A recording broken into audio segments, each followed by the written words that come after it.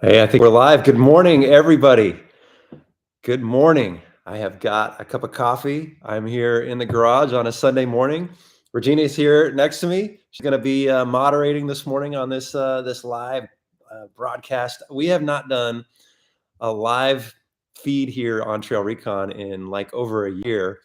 Usually I just do the coffee one takes and I just let the camera roll. And I thought, it's been a while. Let's give the live feed a try again and just see how it goes. And I think we've got everything lined up, and it'll be fun to kind of let you guys chime in the chat and ask some questions. And I've got a topic here I wanted to cover that I thought would be pretty interesting today. We'll talk about some of the mistakes that I have made over the years. I will give up the ghost and just tell you some of the things that I've done wrong over the years, and hopefully you can learn some lessons from me, and you won't make the same mistakes. But first, I want to let you guys know that we have a big trip coming. So tomorrow morning, I'm meeting up with Marco and Josh, and we're gonna head north for a little bit and just go spend some time up in the mountains, relaxing, camping, wheeling, going to some different places that we have never been to before.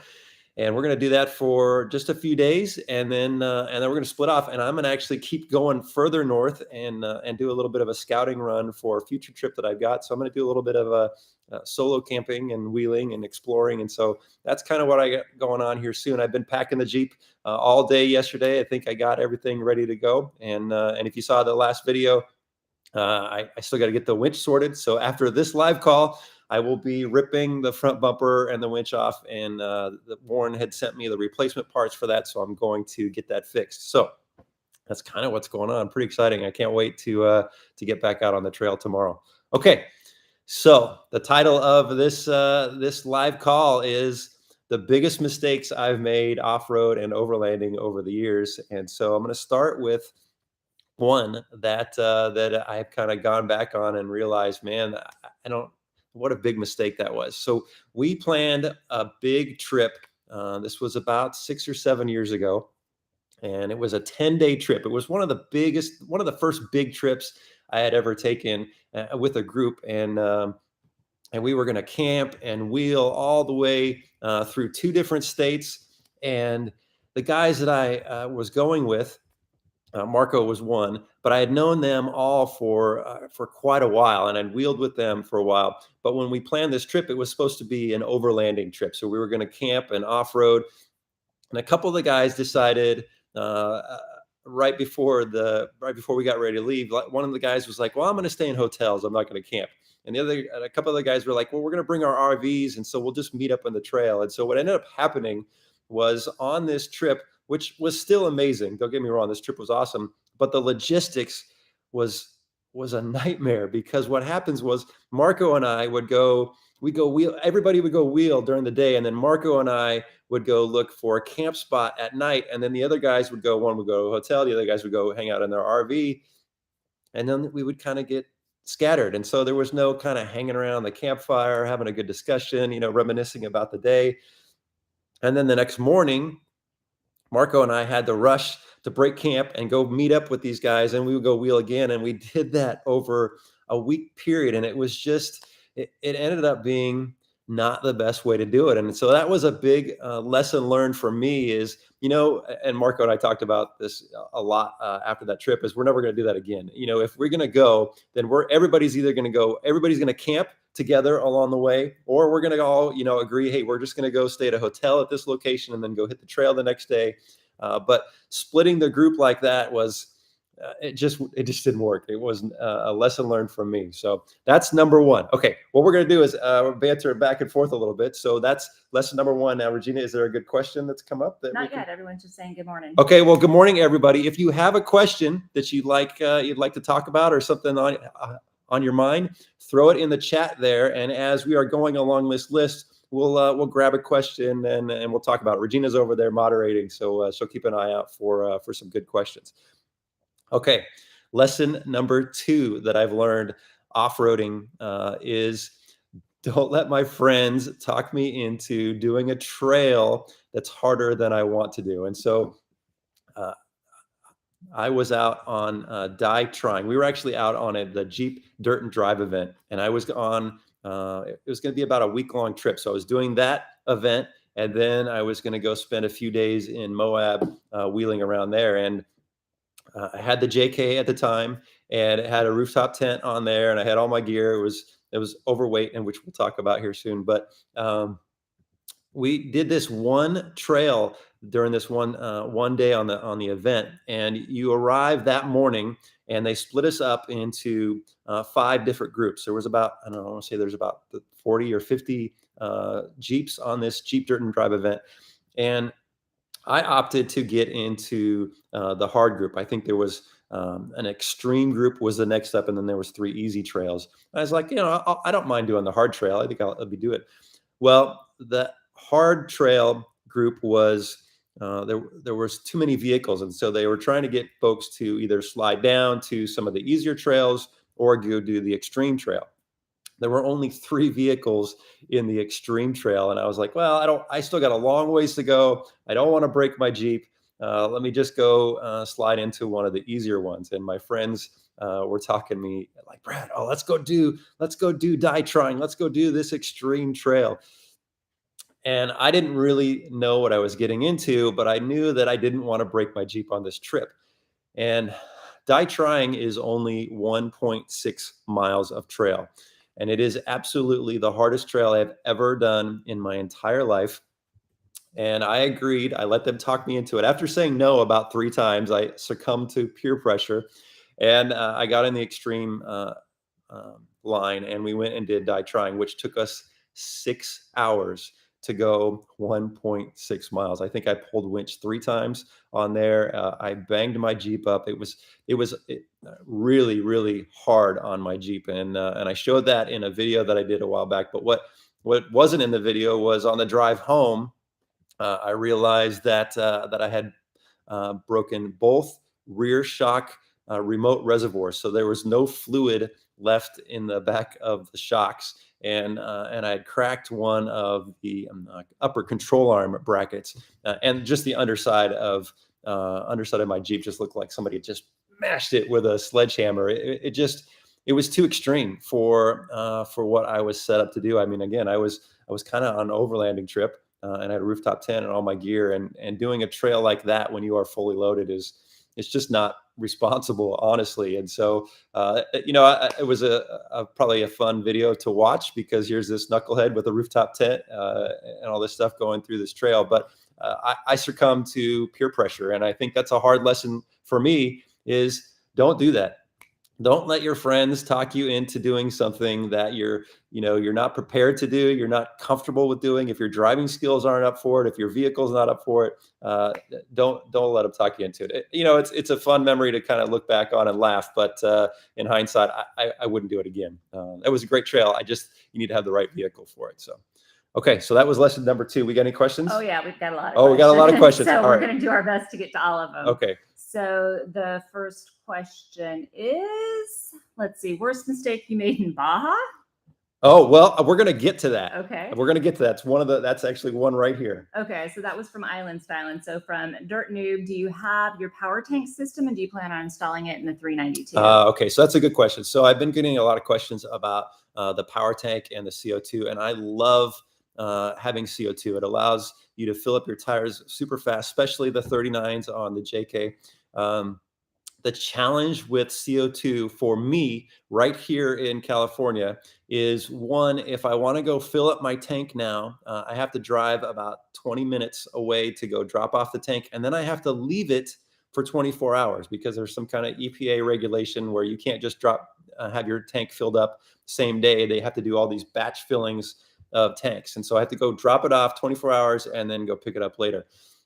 The other thing is prices have almost doubled for filling up a 10-pound CO2 tank is about, I think it's about $42 now. There are some other places that'll do it, some beverage shops or whatever, but I've just found that they do tank transfers instead of pressurized filling them. So it doesn't work well. So I will still use CO2 with the JK, but I think for the 392, I've already got that air system built in there. And so I'm going to I'm going to leave that in there. You want to do one more Oh, question? there's lots of questions. Let's do one more question, then we'll get to the Let's next. do a couple more. Okay, we'll do a couple more. So I can keep up with this. How are you liking the Bronco? Good question. All right, so I like the Bronco. I do have criticisms about it. I think there's some quality control issues with the Bronco for sure. The soft top, I do not love the soft top. And do I like the Bronco more than I like the Jeep? No. Is the Bronco nice to drive on the road? Yes. Is the Bronco going to meet the needs of probably 90% of off-roaders out there? I think so. I think most people are not going to go do extremely hard stuff.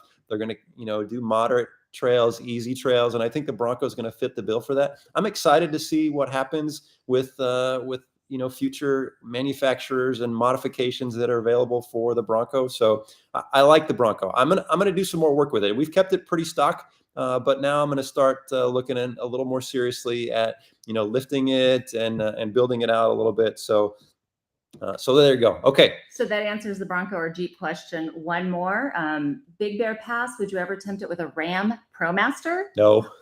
Okay. I mean, I think with Black Bear Pass, if you watch the end of the video, I said that's a trail I just don't want to do again. That was a one and done for me. I think it's a beautiful, beautiful trail, but I just don't love heights. It's just not something I enjoy doing. Okay, let's talk about the third lesson learned off-roading and overlanding, and that is something I just kind of alluded to, and that is vehicle weight. And I think it's something we all are constantly talking about and struggling with. I go out, driving around to a lot of events, and I look at vehicles, and most of the time you can look at a vehicle that's built for overlanding, and you can tell, yeah, he's exceeding the weight of his vehicle. And so I think it's kind of a norm in our space, whether that's right or wrong. It's not the debate I want to get into, but what I want to talk about is me on a personal level. When I started building out that JK, I just started throwing a lot of stuff at it initially, steel bumpers and steel skid plates and steel rock sliders and roof rack and rooftop tent, and built out the back. And I never put it on a scale when it was fully weighed down, which is probably a good thing, because I probably didn't want to know how much it all weighed. But over time, initially it was fine, but over time, a year, 2 years, 3 years later, things start to fatigue and they start to break because of all that weight. And so that's why I've learned that, I'm trying to stay as close to gross vehicle weight as I can. There's a weight rating on your vehicle, you shouldn't exceed it. And so that's why on the 392, you don't see a big old roof rack and rooftop tent on there and massive steel bumpers. I'm going to be very conscious about the weight. So lesson learned for me: don't put too much weight on your vehicle. Don't throw everything you have at it. Keep it minimalist a little bit. Just put on there what you need, because maybe right now, today, tomorrow, this next year, it'll be fine. But over time, off-roading it, a heavy vehicle, it's going to fatigue. You're going to have things that are going to break that may have not broken if you hadn't been so heavy. So, all right. What we got? We got some more questions. Okay. Going back to this is from Carbohydration. Going back to the Rubicon Trail with a 392, and will you ever go back to a rooftop setup now that you use the shift pod?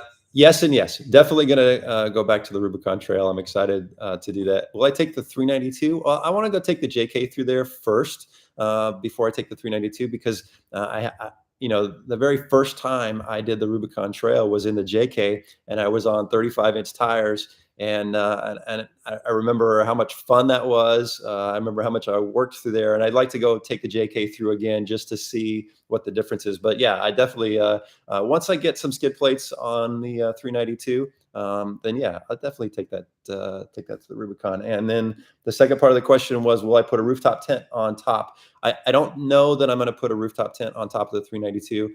I'm actually, this trip that I'm taking, leaving tomorrow, I'm taking the ground tent with me, and I'm happy with the ground tent. Just make sure you have a good mattress. But I mentioned in the last video, I'm looking at Ursa Minor, and I think that's a good possibility. Yes, that's a little bit of extra weight, but you're replacing the hardtop. So the weight is only about 150 pounds extra over the hardtop, and you get a lot of convenience with an Ursa Minor. I'm not sold on it. I'm just telling you where my head's at right now. And plus, the weight is a little more below the roof line. It's not way up top. And so that's like throwing basically 150 pounds, like throwing a passenger in your vehicle. So Ursa Minor might be the way to go, but I am not, I'm not 100%. It's just what I've been thinking about. All right, this is from Texas Rubicon. How many gallons of extra gas do you take on the Trailgator 392? That's a good question. I haven't taken any extra fuel with me yet, and I don't plan to. We're leaving for a week-long trip, but everywhere we're going, we're going to be coming in and out, and so I'm not bringing any extra fuel this trip. I do have the Rock Slide Engineering tire mounts that allow me to put the Rotopacks on there, so I can take 6 gallons of fuel with me, and so I can bring that if I need to. But the great thing in the U.S. is most of the time you're coming on and off the trail. You're usually near fuel. Everybody thinks that the fuel economy on the 392 is awful, and it's not great. But compared to my JK, it's actually better. So it's not as bad as you think it is. You got one more? One more. When you plan a long trip, how many miles do you plan to cover off or on road? And this is from Mike Brown. Okay, I will. That's jumping ahead a little bit because I'm going to talk about that in a question. But usually what I do is it's not so much the miles, but the hours, because it depends on what road you're traveling. And so we just try to think about how many hours do we want to spend driving on road and off road. And so this trip that we're doing this next week, we're going to keep it to under about 5 to 6 hours on road, which will give us plenty of time for exploring on the trail and going to camp and all that. I don't want to jump too far ahead, but that's kind of where we're at. Okay, I'm going to jump into the next one, which kind of answers the Baja question. So another big mistake that I made, this was a long time ago, was I put cheap tires on my Jeep, and I thought I was saving some money, and it ended up really costing me quite a bit. And so the very first time I went to Baja, and many of you have seen that video, one of the tires, these were cheap, budget-friendly tires, delaminated. Like, it just started coming unglued. The tread, you could just sit there and pull the tread off, which was the craziest thing. And so what happened was I just used the spare, but then I didn't have a spare for the next day. And those tires, by the way, only had like 300 miles on them at the time. And so I ran Baja. I think we were down there for 6 or 7 days, and I didn't have a spare tire the whole time. So the back of my head, I'm a little anxious because I didn't have a functioning spare tire. I came home, and at the time I was still working my full-time job. And the next day I was driving to work, and another tire did the same exact thing. And I hadn't had time to go to the tire shop and get the spare fixed. And so I ended up calling a tow truck to get towed to a tire shop so I could get tires. So that was a hard lesson for me to learn, was, you might be able to save some money buying some budget-friendly tires, but they may end up coming and biting you in the end. And so that's what happened to me in Baja. That was a lesson learned for me in Baja. Don't go down there with cheap tires. Okay, another question. Okay, so I'm just randomly going through. We have so many questions. I'm doing my best to get to them all. But so this one is from Peg Boyd. The idea of overlanding sounds good. However, I don't want to tear up my Jeep. Recommendations for newbies. Yeah, I think overlanding means different things to different people. And it all depends on what you want to do. You don't have to tear up your Jeep. There are so many places you can go that are easy dirt roads to access, beautiful scenic campsites. I mean, we've done a couple of videos recently where we haven't done anything crazy hard. We were just going and looking for some awesome campsites. And so you don't have to go, get after it super hard, and you don't have to do a crazy build out in your Jeep. I say this all the time. Folks bust my chops about, having all this gear, but there's a level of comfort that we just enjoy. But when we first started out, we would just take our backpacking gear. My son and I would just take our backpacks, throw them in the back of the Jeep, and we had, a tent, a sleeping bag, something to cook with, and we had water, and that's all you need. And then as you get out there more and more, you figure out what works for you. And so you don't need to go tear up your Jeep to go have great adventures, and you don't need a whole lot of gear. You'll figure it out along the way. Got another one? Any plans to check out Canada? This is from Patrick Irwin. Yes. We have plans to. We do. We do. It's on the calendar. We're going to Canada. What about New England? And this is from Jim Medeiros. I think you're asking that one on purpose.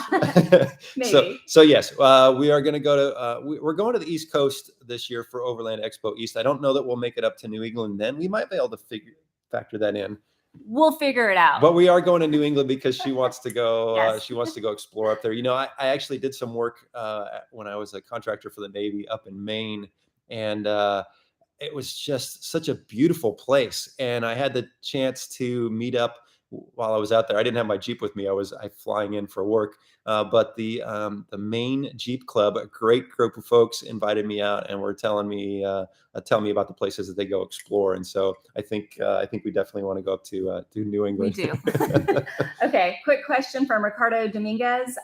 What do you use more, ham radio or GMRS? Good question. So I was a big ham operator for. I still have my ham license and I still use ham radio. But what I found is more and more people in our community, off-road and overland community, are just gravitating towards GMRS. And I think it's because it's easier. You know, you don't have to go through the whole licensing process of getting your ham radio license. I like ham. I think it's the superior communication platform. The problem is that most people don't have it and are using GMRS. So it just depends on who I'm going with. But typically I've installed GMRS radios in all of my vehicles, and that's what I'm using mostly, but I still carry a handheld ham radio. So, okay, let's go to number 5 lesson I've learned. And this one, my buddy Eric told me this a while back, and it was pretty profound. So we were out camping, and I was freezing. It was super cold, and this was many years ago. And I was kind of complaining a little bit. I'm like, oh, I'm so cold. And he says, Brad, you're not cold. You just have the wrong clothes. And I was like, he is so right. You need to make sure you're prepared when you're going out camping, off-roading, exploring. Make sure you have clothes for every situation, because you never know where you might end up. And the temperature drops. It starts snowing. There's ice everywhere, and that's exactly what happened to us. And I wasn't prepared, and I was freezing. And so I will never again, even though tomorrow we're leaving and it's in the 80s and 90s all here in Southern California, I'm still bringing long johns and a warm jacket, just in case we find ourselves up at some high elevation. And I don't want to be cold. I hate being cold. It sucks. So. Okay, hang on. Let me see. There's so many questions. Thanks for all the questions, guys. We're going to answer as many as we can. Somebody pointed out you asked for it, so you got it. I got it. Would you go back to a Gladiator if they put a 392 in it? I don't think Jeep's going to put a 392 in a Gladiator. I think they're going to focus on that new Hurricane motor, the inline 6 twin turbo, which I'm excited. I don't know I don't know that they're going to put that in the Gladiator, but I know that they just recently put that in I think it's the Grand Wagoneer. And so I think that's an engine platform we're probably going to start to see more and more here from Chrysler, Jeep, and all that. And so I think the 392 is, I mean, if you're just asking my opinion, I think it's going away. That's why I think if you're in the market for a Jeep Wrangler 392, the 2023, you know, I don't know for sure. It could be the last year. 2024 could be the last year, but I don't think it's going to be around long, because I think they're going to transition to something else. But I love the Gladiator, and I kind of miss the Gladiator. It's a great platform. It's a great overlanding platform. It's a great off-road vehicle altogether. And I don't know. Will I have a Gladiator in the future? Maybe. Right now, I'm sold on the Wrangler 392. We're still in the honeymoon phase for 4 months in. I love this vehicle, but I love the Gladiator. And I think if they threw one of those Hurricane motors in a Gladiator with what was it, like 470 horsepower or something like that, man, that would be an awesome vehicle. Okay, where's the first place that you're going to take the Cherokee? And this is from Jessica Draper-Slavin. The first place is we just went to a cruising. We went cruising in it just Friday night. So it's finally not really off-roading. It's not. It wasn't off-roading, but it was. I mean, I've spent so much time with the '74 Cherokee Chief, and I convinced Regina. I'm like, hey, let's go. There's a local spot here where you can go cruise up and down the street, and there's some restaurants. And so we went out there and drove it, and went and had dinner and hung out with a bunch of other classic car folks. And that was kind of the first time that I've really driven the 74. And so it's ready. It's ready to go. And so I will have it out on the trail here soon. There's still a lot of things that I have to, tinker with and mess with, but it's driving really well. Everything seems to be working. I've sorted out all the electrical issues. So I think we're good to go. So it's going to come out on the trail soon, but I think it's going to be something. The first trail I do is going to be something local, something easy, just to kind of break it in before we start venturing off too far away. So a couple questions, but this one's from Chris W. Talk about why you bailed on the 4xe. Oh, okay. This is a fair question. So I like the 4xe, and I think it's a great vehicle. And I bailed on it for two big reasons. One, first of all, I think I may own another one in the future. I think they need to refine it a little bit, and I might be all in. But for me, from how I like to wheel, where it's going on long multiple day trips where I'm not going to be able to get the benefit of the plug-in hybrid, where I'm just going to be driving as a hybrid. So if I was to take it on this trip where I'm going tomorrow, I wouldn't be able to plug in, and it's a pretty heavy vehicle. And so when that full electric mode or the hybrid efficiency, when you have a lot of power in the battery, when that's kind of depleted, it's not as efficient anymore. And so I think the 4xe is a great vehicle if you can plug it in every day. You're daily driving, you're going to the grocery store, you're going to work, and then on the weekends you go hit the trails. I think that's exactly the perfect fit for the 4xe. And so that just didn't work for me because I like to go do long trips. But it was great being able to plug it in and go to the grocery store. But the other reason was the 392. The 392 is just it just makes me smile. So I like the 4xe. Don't get me wrong. I think that it has a very specific market, a very specific niche for it. It just didn't fit my needs right now. Alrighty. So this one is a question and a request from Rob Oliveros. He says, "Good morning, guys. What model of Wrangler should we take to Spain?" And his wife Evelyn wants us to say hi to her. So hi, Evelyn. Hi, Evelyn. What model of Wrangler should you take to Spain? I've never been to Spain. I would love to go to Spain. Have you been to Spain? I when you were a teenager? I was 15. I went with my French class. So yeah. I would assume the roads are kind of narrow in some spaces in Spain. So I would take the smallest Jeep that you can find. I don't know. I would probably I would probably take a small a smaller Jeep. I think keeping it simple is probably best. But man, safe travels to you in Spain. That sounds pretty cool. I want to go. She wants to go. So this is from Joshua Gallion. Would love to see more trips with other YouTubers like Epic Family, Light Bright, and many others. Any plans for collaborations? Yeah, we've done lots of collaborations with folks. We've been out actually with everybody you just mentioned. So we've done 3 trips with Epic Family in the past. I love those guys. They are amazing. Light Bright, we've been out with them a few times. I was actually just on the phone with Kevin and Brittany the other day. We were just chatting on the phone. And who else? Nate from Dirt Lifestyle, Sean from Casey. Story Till Now, Casey. We were just with those guys in Moab. And so, and at Overland Expo. Oh, who do we have dinner with at Overland Expo West? We had dinner with all those people. Trails Off-Road. Yeah, trailsoffroad.com. Ozark Overland. We had dinner with those guys. Yeah, they were great. Kara and Matt. We just had a great time. We love collaborating with other YouTubers because it's great to get out there with like-minded folks, not only folks that enjoy the same adventuring that we do, but it's nice for us to just kind of talk about, filming and adventure and stuff. And so, yes, lots more collaboration with other YouTubers in the future. We just have a blast hanging out with those guys. So let me get to the next one and then we'll hit another question. Just a comment real quick. Okay. Just real quick. So from Tim D, he says, Pyromania is a nice addition to the wall. The 2 best albums in 1984. Right there. So I get a lot of, I guess let's answer that real quick. Okay. So I get a lot of questions about why are these 2 albums, so that's Def Leppard's Pyromania and Van Halen's 1984, why are those 2 albums on my wall? And when I was growing up, I was a hair metal junkie. And I remember that I got a record player for my birthday. And the very first album that I was given on my birthday with that record player was Van Halen's 1984, and that record got played over and over and over and over and over again. I wore that record out. The first record that I ever purchased with my own money was Def Leppard's Pyromania, and that is hands down my all-time favorite album ever. So that's what you have there. Okay. Number 6, lesson learned for me, not planning for the unexpected. And so the military mindset for me is, we're gonna make this plan, we're gonna execute this plan, and that's it. And in the beginning, I kind of had that same mindset going into off-roading and overlanding was, we're going to be very strict about this. We're going to go here. It's going to take us this long. We're going to go here. It's going to take us this long.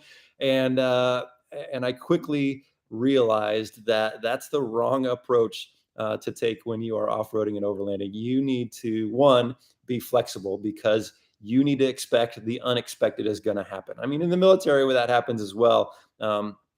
But not everybody that I go off-roading or overlanding in has a military background. And so sometimes they don't get it. And so I need to ease up a little bit. But there are times when you're going to be out on your adventure, you're going to be off-road, and something's going to happen that you didn't plan for, or maybe there's a trail closure, or somebody breaks down, or you get to an obstacle and maybe you or somebody in your group can't get through that obstacle, and you're going to have to turn around and reroute. Maybe you're not going to get to that awesome camping destination you're going to get. The important thing is, one, keep a positive attitude, because it's all part of the adventure. But two, you just need to plan for the unexpected, and don't get so upset about it. So there you go. Number 6, lesson learned from me is plan.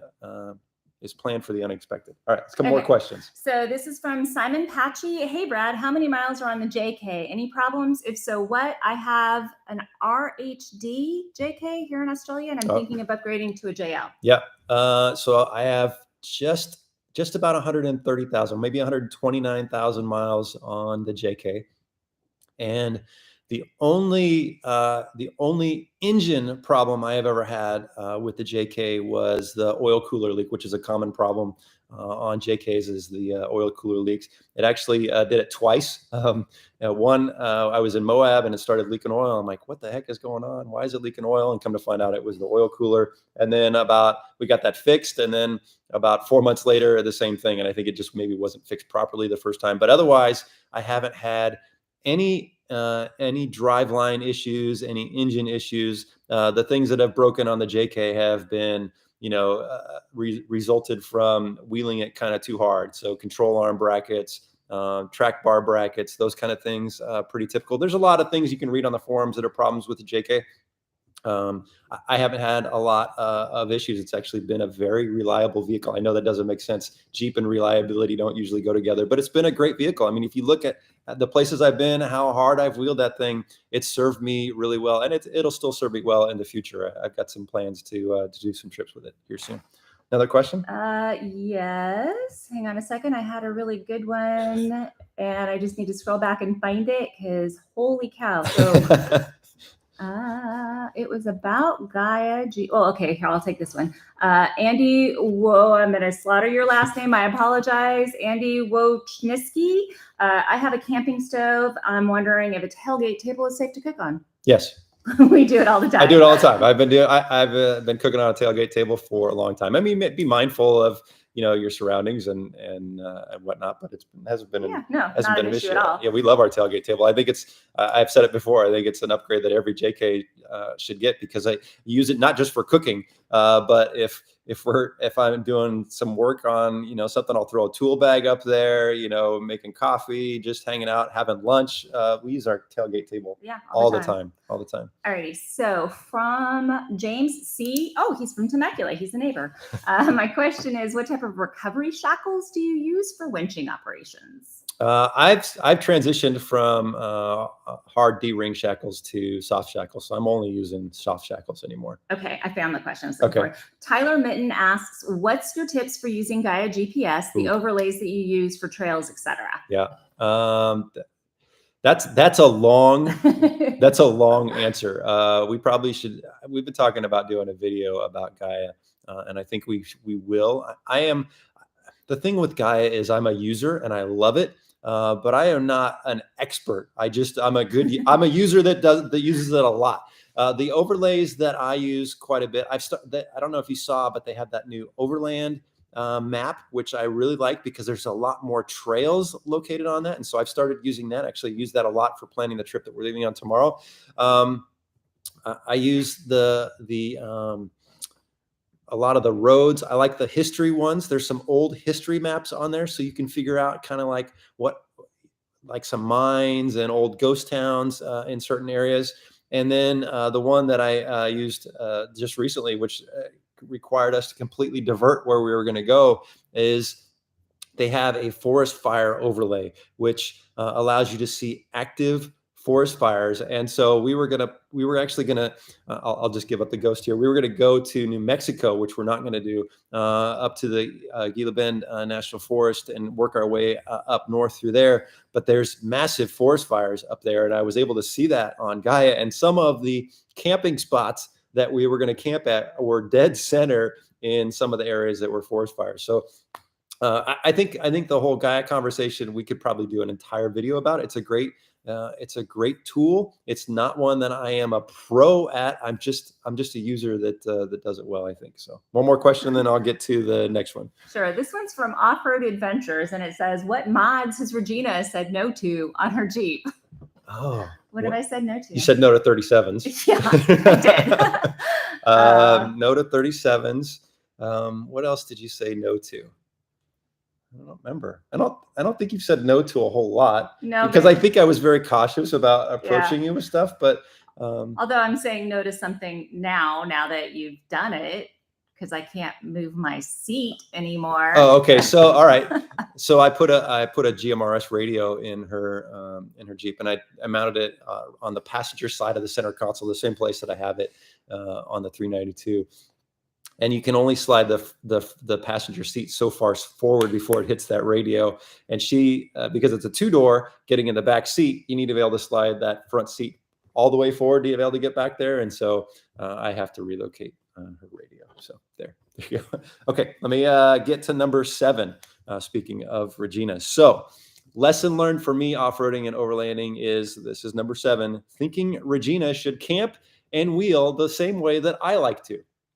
And so I think we've learned pretty quickly that there's a balance that needs to happen. Just because I'm so used to doing something a certain way doesn't mean that that's the way that she wants to do it or the way that she's going to enjoy it. And so we have compromised on a lot of stuff lately. And I think we've been getting that question a lot from a lot of you guys about how do I get my wife to go out with me? How do I want her to come enjoy some of these adventures. And I'm the same way. I want Regina to have as much fun as I am out there. But I can't just continue to spend the same type of day on the trail and expect her to enjoy it the same way. So we've kind of started to slow things down a little bit, shortened our days a little bit more, spent a little bit more time at camp, made a few more stops along the way. And we're bringing gear that's different than I would normally bring because, I don't want to say I rough it, but, bringing a full-size toilet wasn't something I would do, or a privacy tent, but it matters to her. And so lesson learned for me, guys, if you want your spouse, your significant other to come out there with you, don't be so rigid on the way that you've always done it for years and years and years and think that they're just going to enjoy that way of doing it. Try to make sure that's how you stay married, guys. Compromise, yes. And so, which brings me to a question from Boss Hat, which was actually directed at me. It says, being such an intelligent woman, thank you.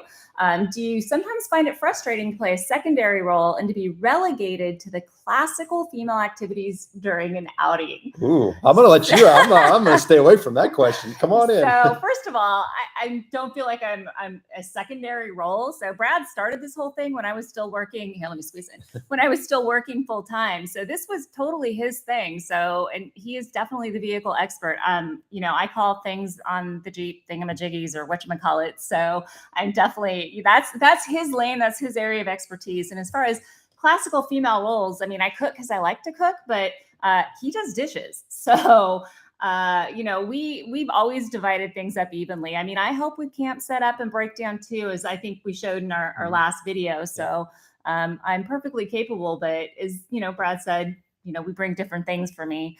I like to be comfortable, but I hope that answers your question. But this is Brad started TrailRecon. This is kind of his thing, and I'm here to help and do my thing too. And I'm working on a project that's more up my lane, but more to follow on that later. Yeah, let me just add this, and I think this is super important. So, for years and years when we were doing this, it was just me and my boys and my buddies going out.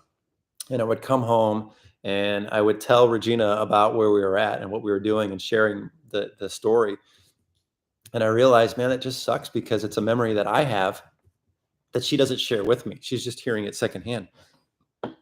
And so it's so nice now that when we go to these places, the memories that we have together. So yeah. Anyway, okay. Well, let's do another question before I get to number 8. Oh, another question. I'm sorry. I'm not. I'm not focused. Do you have airbags? No airbags. I think airbags are. Why don't you clarify that a little bit more? And airbags and what? Yeah, there's no airbags in the Jeep. I think that choosing the right spring rate is a better option for an off-road vehicle. I mean, for a truck. But we still have airbags if we crash, right? Yes, we have airbags. Okay, I just want to make that clear. Not everybody. I think he's talking about airbags for the suspension. Right. Yeah, got it. Okay. Okay. So I think, if you are putting some weight in the back of your vehicle, choosing the right spring rate for the vehicle is the best way to go. I think it's something that with the 392 I'll have to sort out because towing a little bit, I've got to get that dialed in where the trailer is level and the 392 isn't sagging. And so that'll be something that I'll be playing with in a little bit. But I'm not a fan for off airbags unless it's just the only solution. It's not a no. I just don't think it's the best solution. Okay. Let's see. RV and Life. Master Chief, thank you for your service. We enjoy the content. As a former SWIC operator, I know how challenging being an FMF medic is. So that was just thank you very much. Appreciate your service. And then there was a comment. I'm trying to find who did it, but it's about going solo. Okay. Going solo. That's a good question. I can just talk about that for a second. Start and then I'll find the actual. So I think the rule of thumb is you should always wheel with another vehicle. But if you're prepared and you're experienced going by yourself. I found it. Oh, go ahead. Okay. Go ahead. It's from Meta QC. Your best advice for the solo wheeler. Me and my son are planning 5 weeks in Colorado and Utah from Quebec, Canada. Yeah. So if you're solo, and I mean solo as in one vehicle, maybe 2 people in one vehicle, or by yourself, just making sure you're prepared, making sure you have all the recovery gear, that you know what your route is, that somebody knows where you're going, and then having some good communication. And I don't mean just like a radio, but having some kind of emergency communication, like a Garmin InReach or a personal locator beacon or something like that, in case you find yourself in an emergency situation. You can activate those. A lot of people travel solo. And I think, again, I'm going to revert back to what I said. It's always best practice to go with another vehicle. It's always going to be safer. But sometimes, look, there's times when Regina and I want to go out and there's nobody to go with us. So we're going to go and we're going to have some great adventures together. We're not going to go tackle the hardest trail. We're not going to go do anything, crazy gnarly. We're going to keep it simple, and we're going to make sure that we're prepared for that. So that's how I feel about solo travel. Again, I'm leaving. I'm going to spend a few days with Marco and Josh, and then I'm going to be solo for a few more days after that. So I'm going solo here soon. Okay. Number 8 lesson learned from me is spotting. And so this was something that I learned very early on, is the military guy in me, when we are in situations where there's obstacles, we're trying to get through it, is I want to chime in and start telling people, hey, turn left, turn right, back up, gas, this, when there's already somebody spotting. And I think this is something that I learned quickly. I was scolded for this when I was a very newbie. And now I try not to scold people about it, but I just give them a friendly reminder. Look, there's always one spotter, and don't let there allowed to be 2, 3, 4 people spotting a vehicle to get through an obstacle. It's important that when you are driving through an obstacle, that there's one person that's giving you advice on what line you should be taking. And it's hard sometimes if you're the driver, if you've got multiple people telling you, hey, do this, do that, and they're not all in sync. The only time I would say it is if it looks like something's going to be dangerous, then yes, definitely chime in. Hey, or just let the spotter know, tell the spotter, hey man, I think maybe this might be a better solution. But don't be that guy that is yelling at the driver going against what the spotter is saying. So that was a lesson learned for me, is just sometimes it's hard. It's hard not to take charge and tell people what to do when you know what the right thing is. is just to step back and let the spotter and the driver work through it. So there you go. Alrighty. Any meetups planned for Northern California from Aaron Bond, W1ATV? No meetups planned in Northern California, although we will be in Overland Expo in Bend, Oregon, and that is next month. That's next month. Yeah. Holy cow, it's coming up next month. So we will be at Overland Expo in Bend, Oregon, which is not too far from Northern California. So come up to Overland Expo and say hello. Alrighty. From Sean Cook, any possibility of an Alaska trip in the future? I wish. What is the next big cross country trip? Yeah. Alaska is on my and I can't tell you how many times it's been canceled and rescheduled and canceled and rescheduled. The problem is it's such a long trip. And I don't want to do it solo. I want to do it with friends. And that just means everybody has to get their schedules aligned, and it's got to work. I mean, we're talking about, 4, 5, 6 weeks to do Alaska. Right. It's not a just run up there and run back kind of deal. That's not a trip you want to do alone either. Not a trip I want to do alone. Maybe it may just be, maybe just my son and I, or, do we just take 2 vehicles and go? I don't want to go to Alaska 1 vehicle. That's for sure. I'm going to Alaska. It's just not happening as quick as I want, but we're going cross country. We're doing that this year. Yeah, we're going in Arrington, Virginia. Yeah, we're going out to Virginia. We're going to hit a bunch of places on the way out, a bunch of places on the way back. We're going to make a big trip of that again. And yeah, I mean, I'm leaving tomorrow, and we're going north, and then I've got several trips planned right thereafter. So. Okay, one more question. I'll get to number 9. Land Cruiser life. When will there be a Toyota in your garage? More specifically, a Land Cruiser. With your attention to detail, a Land Cruiser build would be awesome to see. Let me suggest a 200 series. Yeah, I love Toyotas, and I love the Land Cruisers. I'm not opposed to having something other than a Jeep. I mean, I have a Bronco, right? So I have something other than a Jeep. I think Toyotas are great vehicles. They're very reliable. There's lots and lots of aftermarket support for them. So the build possibilities on something like that would be awesome. Right now, again, I mentioned I'm in the honeymoon phase with 392, so I'm not doing anything else right now. But I think a Toyota in the future could be a possibility. Maybe it's something one of the boys do or something like that. But it would be fun to build it out. I think the Jeep purists and Jeep loyalists will be mad at me, but they're already mad at me because I bought a Bronco, so it's all right. Well, everybody's going to be okay. Everybody's going to be okay. All right, number 9, rushing. So the lesson learned from me was in the beginning, we were just rushing. We wanted to put in so many miles to get to a trail or to get to a camp spot.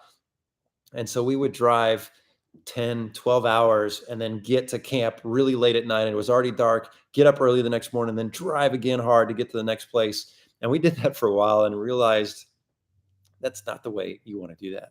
This is something you're supposed to enjoy, supposed to soak it all in, see everything along the way. And so we don't rush anymore. We take our time, we slow down, we plan our days shorter.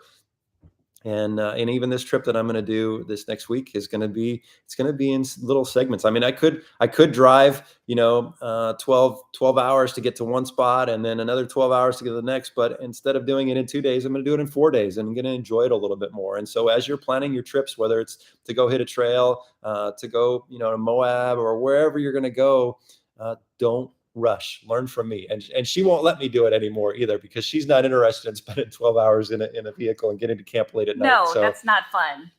Part of the enjoyment is slowing down and soaking it all in. Stopping at some of those historical spots, restaurants, and then getting to camp early and being able to enjoy it. She's going to chime in here. So I really got tired of getting to these amazingly beautiful spots, like just in time for us to eat dinner and go to bed and pack up and leave the next morning. I'm like, this is gorgeous. Aren't we supposed to be out here to enjoy these places? Right.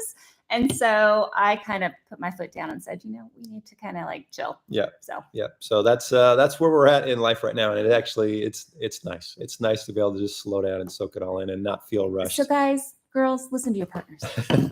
All right. Give me another question. Abstract Adventures asks, would you use satellite phones for remote overland travel just to keep in touch with family, or would you recommend something like an inReach? Yeah. So I think the satellite phones are a good option. The problem is that they're very expensive and very expensive to use. I think you can rent. There are some places where you can rent a satellite phone, but it's still not cheap to do. And the problem with a satellite phone is it has to be turned on and active to get to receive a call.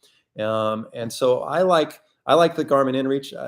I talk about the Garmin InReach all the time. I have no affiliation. I bought my Garmin InReach. I paid full price for my membership or for my monthly fee for that.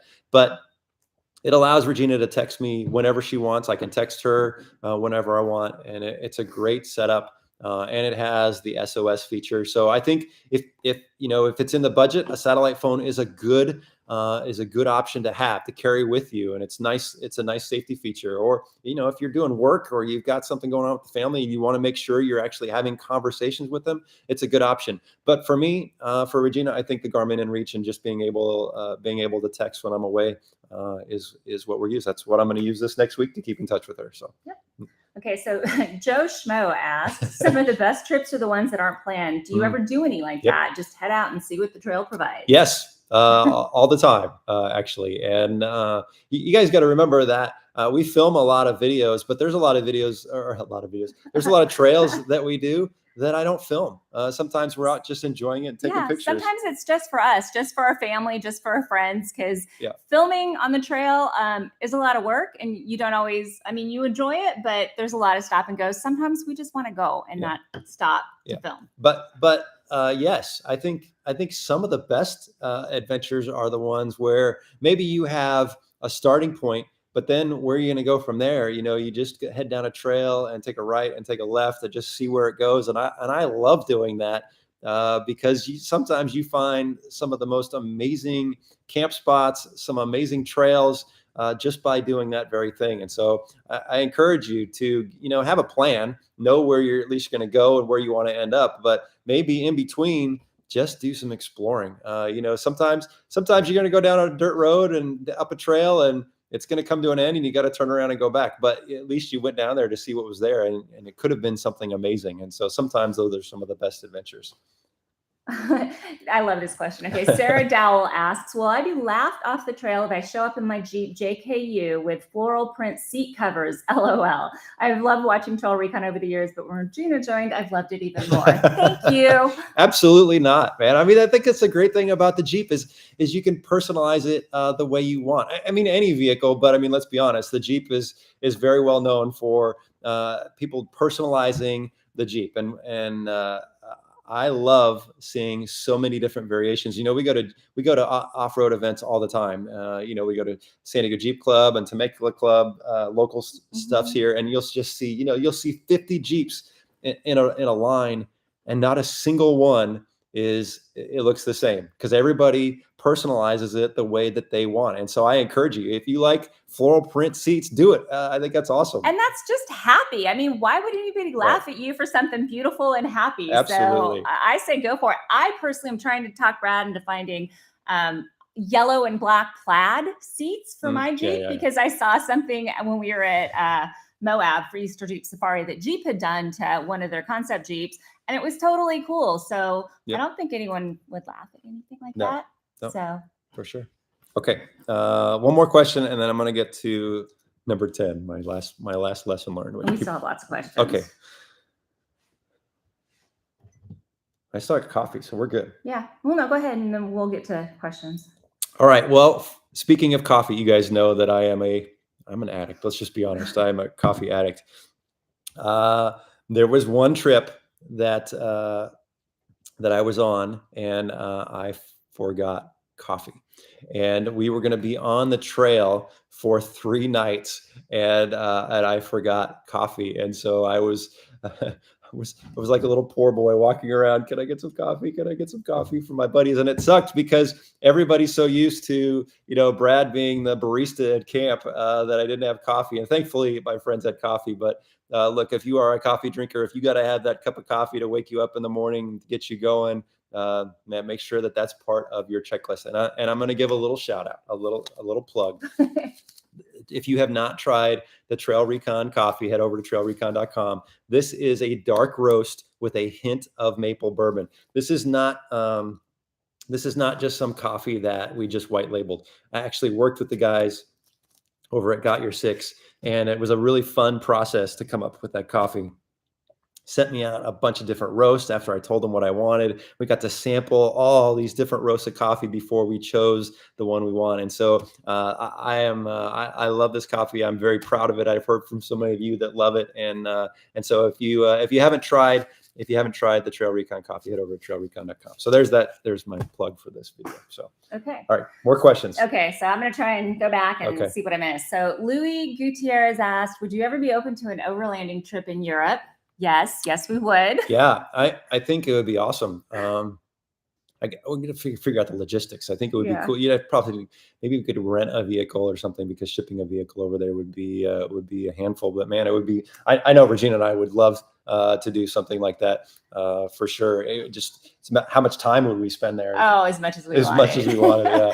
So I mean, as Brad mentioned, I was in Spain. So when I was 15, I was fortunate enough. My parents scraped up the money to send me with my French class on a 21-day tour of Europe.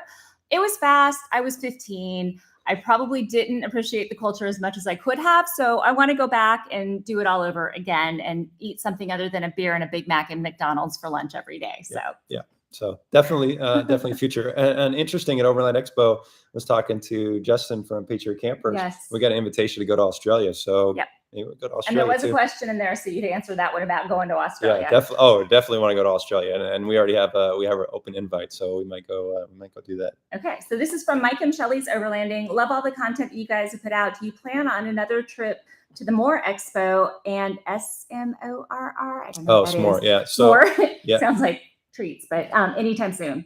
Yeah, I really enjoyed going out to the More Overland Expo. That's in Springfield, Missouri. We didn't go this year. We went the year before. It's a long haul for me to get out there. So this year just didn't line up because we just had too many things going on. But we'll take a hard look at the schedule next year. I think it's a great event. I really enjoyed going out there and hanging out with everybody. And it was crazy how many people were there. I mean, who would have thought those many overlanders were congregating in Missouri? So that was a great event. Okay, this one's from Resilient JL 2021. At some point, can you talk about trailer safety? Meaning, what do you do with the trailer when taking out off-road? Do you leave it or keep it pulling? And who may watch it? Yeah, I think there's definitely a good conversation to have about an off-road trailer. We've talked a little bit about it, but I think there's some more technical stuff that we can get into. There's pros and cons to trailer, and we talked about that in a recent video. I think trailer's not for everybody, but I think there's a lot of people that a trailer is the right fit for. And so we're going to talk a little bit more about how to actually tow a trailer off-road and some of those other things going forward. So okay, this question is from oh wow, questions are still coming out. I just lost it. It's from Boss Hat. Are you ever going to do a trail ride live? A trail ride live? I don't know. I tried film. This was years ago. I tried doing a live feed on the trail, and it just failed miserably because the connectivity was terrible. So I don't think I can ever do that. So. All right. So this question's from Matt North. None of my friends are interested in wheeling or overlanding. I will go alone, but would prefer to go with like-minded folks. Any suggestions on finding others to go out with? Yep. There's lots of communities out there. I would say, Google is your best friend. Just start Googling, some places, off-road clubs, overland clubs, Jeep clubs, whatever you're driving, and you can probably find some. Facebook, it has a lot of groups on there. You can join the TrailRecon Facebook group. We have a lot of folks on there that share their adventures, and maybe you can link up with somebody in your area. There's a lot of folks out there. It's just a matter of getting to the right area to find them. Social media, thankfully, has opened the door for a lot of that. So. Okay, this is from Robert Miramontes. What do you suggest to replace factory U-joints and ball joints? I have no clue what that is, so that's all yours. Well, I mean, I think ball joints and U-joints it depends on the vehicle. You can with Spicer or Yukon or whatever, whoever makes the right gear for it. I don't know that there's one that's better than the other. So let's do two more questions. Oh, we got more than that. You can go get more coffee, or I'll go get you some. Mr. Twisted72 asks, how do you feel about modified vans as overlanding off-road vehicles? Yeah, I love sportsmobile vans. I think they're super cool. What a great setup to be able to go off-road, and then you're still fully enclosed. I think the Sprinter vans are cool, but they're not as capable. You're not going to go to some of the trails and stuff. The Rubicon. Yeah, you're not going to do the Rubicon, but there's a lot of other just general trails that you're not going to go to because they're, the Sprinter vans are really nice, but they're top heavy. They're not as capable. I like the Sportsmobile vans. We're talking about solid axles, and you can put bigger tires, and you're still fully enclosed. And so I think those are super cool. So this is from Mike Oscar. Have you disagreed with friends or group members on trips and stopped going on trips with certain crew? Not over disagreements. I don't think we've never had like any like brawls on the trail or arguments or anything like that. I think we're all pretty even keeled, but I think there's probably been times where, we've invited somebody out that maybe it just wasn't a good fit. Maybe we just weren't like-minded enough. You know what I mean? I think that's the important thing is when you're going out on a trip, and especially if it's going to be multiple days, you want to make sure that those are people that you enjoy hanging out with around the campfire and spending a lot of time with, because you're going to be, close and personable for several days. And so, yeah, I mean, I don't know. I mean, I think everybody we have a good time with, but maybe going out with the same group, though. The core group, Marco, Josh. Yeah, we've gone out with the core guys for a long time, and we enjoy having new folks join us and stuff. But yeah, I mean, I think just like in any life, you walk in a crowded room full of 20 people, you're probably going to get along with most of them. But every once in a while, there might be somebody that just we just didn't, we don't hit it off or whatever. So a good follow-up question is from Joshua Gallion. What's a good size group to go on trips with? Sometimes I feel we have too few or way too many. Yeah, I think groups can get too big. I don't know if you can get too small. I mean, I think two, 3 or 4 is fine. But we've done trips that were 15 to 20 vehicles, and that gets tough unless it's just very well planned. It can be difficult because you get spread out quite a bit on the trail when you start getting larger. Finding a campsite, if you're going to be camping, can be difficult. The tough thing with a large group, if it's just on the trail in general, is you're going to take up a lot of real estate on the trail. And so if there's other people using the trail, you need to be mindful of that. At least plan in advance or split your group up if you're going to be a large group. So. All right. From Jason Ketshaw, I'm a retired doc now working in marketing social media. One issue I have is overheating in my JK. Looking to install a larger capacity radiator. What are your thoughts? Yep. I think that's a common problem. And definitely there's some aluminum radiator options out there. You can add another electrical fan as well. So yeah, I think, and take a look, I mean, some people don't think about it, but take a look about what's in front of your Jeep. Sometimes people put, lights, or they'll put a winch that sits up in front of the grill. So just be mindful of that stuff. And then, what else is going on with your Jeep? Is it heavy? Maybe you need to lose a little bit of weight too. So there's things to consider, but I think aluminum radiator, there's a few out there for the JK, is a good option. Okay, Studio 36. In your last video, you mentioned you might go for the Project M over the Hawk 4-wheel camper. Can you elaborate on your thoughts? I have a full-size truck built for overlanding. Thank you. Yep, I think the Project M. So 4-wheel camper. First of all, we love the 4-wheel camper, but it is a fully enclosed camper that slides in, and it's heavy. It weighs a lot, and I think for what we like to do, something that's a little lighter weight on the back of a truck is probably better. Plus, it allows you a little more flexibility. So if you're not familiar with the Project M, it's basically a topper for the truck, but it's still cab over, and so it still has the pop-up camper. So it doesn't go inside the bed; it just fits on, and then you have your whole truck bed accessible, and you can use your truck bed, or you can build it out the way you want, and keeping things light and minimalist. And so I think I like the Project M. I think it's a really, really good option, and could be kind of a fun build out project in the future. So my voice is about ready to go. So let's a couple more questions. Okay. Let's see. This one is from Peg Boyd. Regina, what size wheels are on your Jeep, and what lift kit, if any? So wheels, I know I have 35s. I'll let Brad take the rest. She has 35s and a 2.5-inch lift kit, and it's a hodgepodge lift kit. It's got a little bit of TerraFlex and a little bit of Icon in it. Yeah. It was Frank and Jeep for a minute. Yeah. Okay, we're gonna skip that question.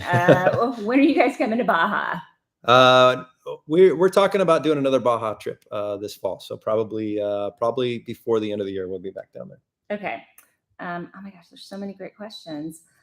I've answered that one. Do you ever get uncomfortable when overlanding solo, specifically sleeping at night in the middle of nowhere? And this is from Wilderness in Wilderness. Yeah, so sleeping solo is just one of those things that you kind of have to get used to. If you're going to be out camping in the middle of the night, I mean, look, the truth is, yeah, I'm getting scratchy here. The truth is, it's just, you're sleeping in the dark. And so make sure that you're prepared. And it's peaceful. It's nice to kind of have the clarity when you're out by yourself and out in nature. But when that sun goes down, I don't leave my back to the empty wilderness. I usually flip around. I've got a fire going. I've got some lights going on, and so. But I love this sometimes the solitude of just kind of being able to clear your head a little bit. So.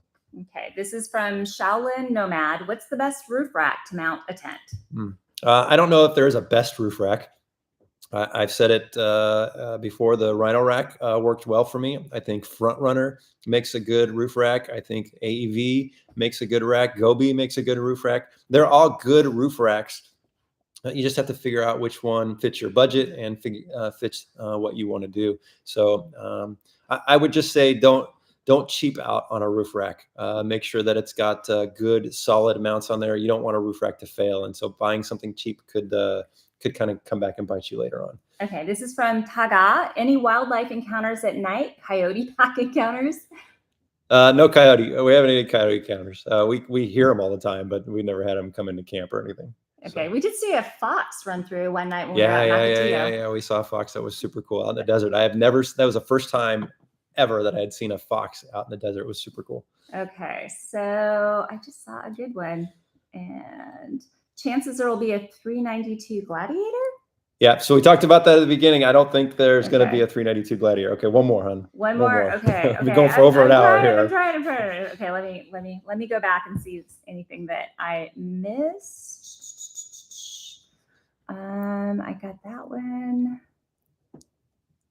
All right, guys. Well, look, she's gonna search for one more question, but it's been awesome hanging out with you guys, and thank you all so much for the support. I hope you guys are having a great weekend.